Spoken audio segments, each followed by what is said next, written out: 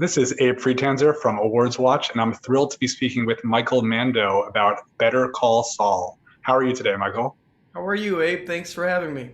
Of course, I'm doing well. I'm excited to get to talk to you. I think I got an email saying this was a possibility right after your big episode this season. So I was like a bittersweet moment. Thank you so much. Well, it's a pleasure to finally get this opportunity to speak. And we'll assume that everybody watching has already seen the up-to-date episodes of Better Call Saul, so we can just not worry too much about spoilers. But I'm curious about your relationship with Breaking Bad and what you knew about this universe before joining the show. I knew nothing about Breaking Bad. I had seen the last two episodes only. I walked in on my father while he was watching, and I kept an eye, in the corner of my look, kind of side glancing at the screen while I was making a sandwich, and I remember the name Vince Gilligan at the end of every episode. I made a mental note to myself, and then 2 weeks later, I have the Better Call Saul audition, and I recognize the name Vince Gilligan. So it definitely felt like a fated moment for me. That's awesome. So what was your first impression of it?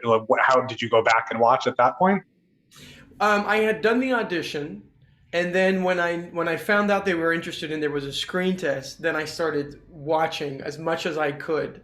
By the time they flew me back to Los Angeles and I did the screen test, I think I was around season 2 or 3, and then by the time I was cast, I had finished the whole show, and I was so excited to be a part of it. I mean, I knew it was special because I had seen the last two episodes.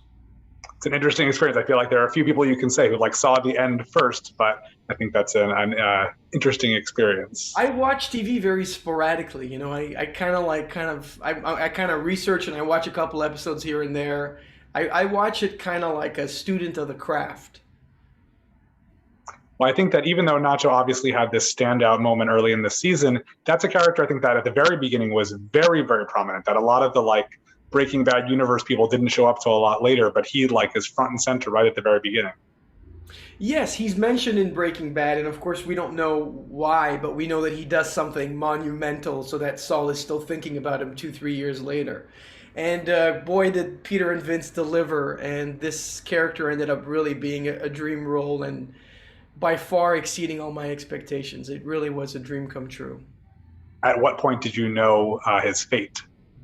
It's funny. I personally intuitively knew at the end of season 5, the whole show was Breaking Bad. Every character was getting worse, and this one character was swimming against the current and wanted to break good. And I knew that the weight of the show was so strong that it was almost impossible for this guy to keep going. But I felt secure in my decision. I thought, if there's a way to go, that's the way to go. You keep your integrity and you stay true to the thing that matters to you the most. In this case, his father, that is sort of like a saint-like figure, for him. There was some pretty, I'd say, grueling physical material right before the end there, right? Vince and Peter told me it was going to be like a feature film experience, and that I was going to have my sort of El Camino within the first episode, first few episodes of the show, and that it was going to be a tour de force performance. It was going to be excruciatingly physical. That word is always psychological, spiritual, and emotional. And it was exactly that. It was an all immersive experience, and I had the time of my life, really. That's good to hear. And I think there's really especially a nice relationship between Nacho and Mike that we get to see play out there at the end. Even though Nacho doesn't really understand necessarily how much he's doing, that Mike is really trying to defend this person that he cares about. Well, I think I think my perception of it is a little different. I feel that Mike lets down Nacho a little bit. I think they both have seen in each other sort of an honorable code. And Mike, unfortunately, at that moment sort of breaks the code and follows the current of the show and keeps Breaking Bad and sort of jeopardizes his morality. And Nacho at this point is all in. He's got no choice. He's going to protect the innocent and keep his word. So I think in a way, Mike disappoints Nacho. Mike breaks his word, which makes him a tragic, sort of sad character.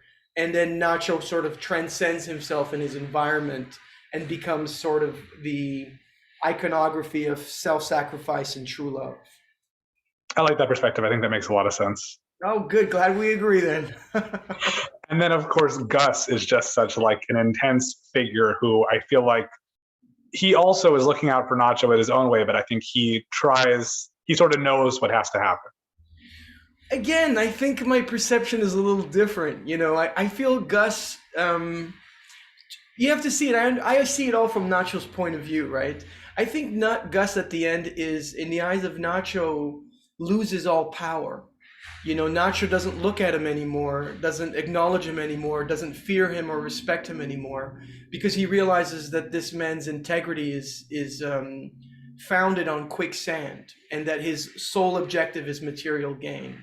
And Nacho is sort of cut from a different cloth, a little bit more like Mike Ehrmantraut used to be, where they had a code of honor and they believed in protecting innocent lives. They believed in keeping their word. They believed in alliances with people that had that criminal code. If you remember, Mike speaks about it at the beginning of the season. So I think, Nacho transcends that relationship as well. That makes sense. Yeah. And I had the chance to talk to Giancarlo before, but I just feel like he and Jonathan Banks do these like very intense characters. What is it like working with the two of them on set? It's great. I would say that, how do I put it? I'm trying to find the right words to define it. They're taking their curtain calls, with their characters, and it was opening night for me, and I came in with that sort of excited, kind of very bright energy coming in, wanting to figure out who this guy was, and they had already established who they were for a while, and that was sort of a conflictive, opposite energies, and I think it made for great drama. It got us closer to each other, and they both told me that they saw a younger version of themselves in me. So it was a great opposite experiences sort of joining in the middle. I thought it was such a unique experience for me, and hopefully for them as well. I'm sure. And I feel like we didn't see a lot of Nacho and Jimmy together towards the end there, but there's such a foundation of the two of them. What is it like working with Bob Odenkirk? Bob's fantastic. Bob told me from the very beginning, I think he saw in me very promising actor very, very early on. And he really was very vocal about it. And that gave me a lot of confidence that he believed in me that much. I mean, he was comparing me to, people that I was like, really? You think I'm that good? So that built a lot of confidence. He saw that I kind of maybe needed it a little bit, coming from Canada and being sort of this new kid, and all these people have had so much experience, especially on the prequel. So he was really like a showbiz big brother to me. It's great to hear. And there's a great champion, and I to him too. I'm a big fan of his as well. That's good to hear. I've heard nice things about him, so it's good to hear them echoed again.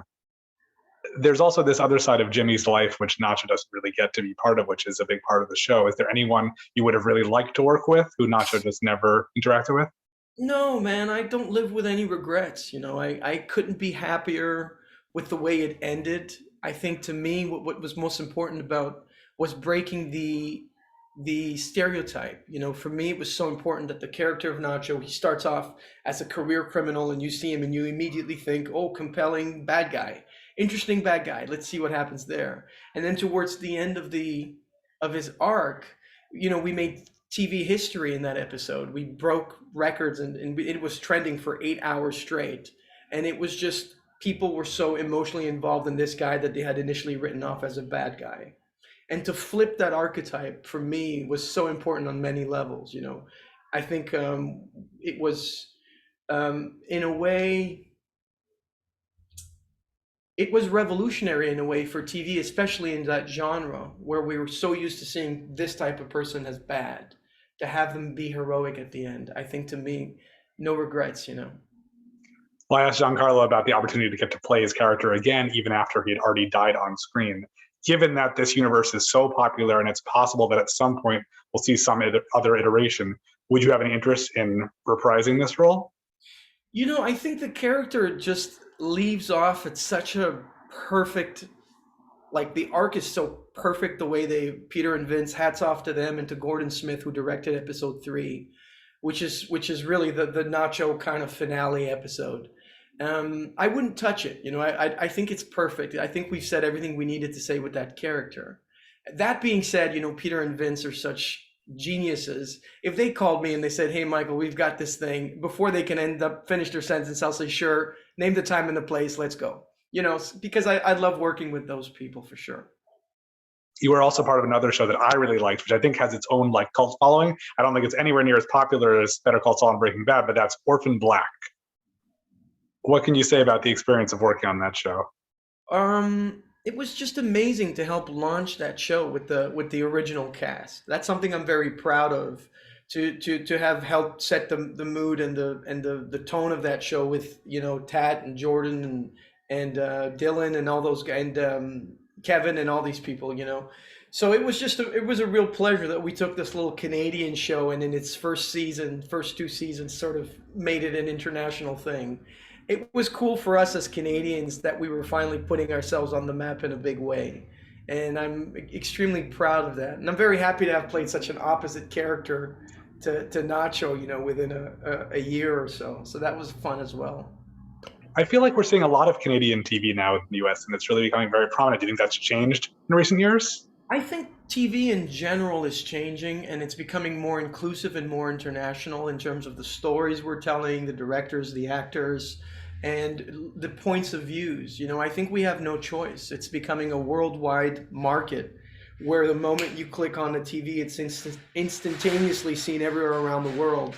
And for us to have a competitive market, we have to open our doors to everybody, because everybody needs to see themselves on the screen so that they can keep watching. Yeah. What's next for you? Man, I'm interested in genre cinema, westerns, action drama thrillers is something that seems to be on top of my mind, sci-fi.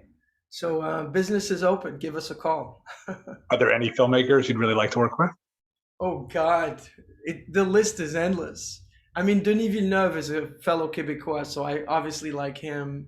And I'm having a lot of sort of more classic guys come to mind, like Christopher Nolan or Ridley Scott, Martin Scorsese.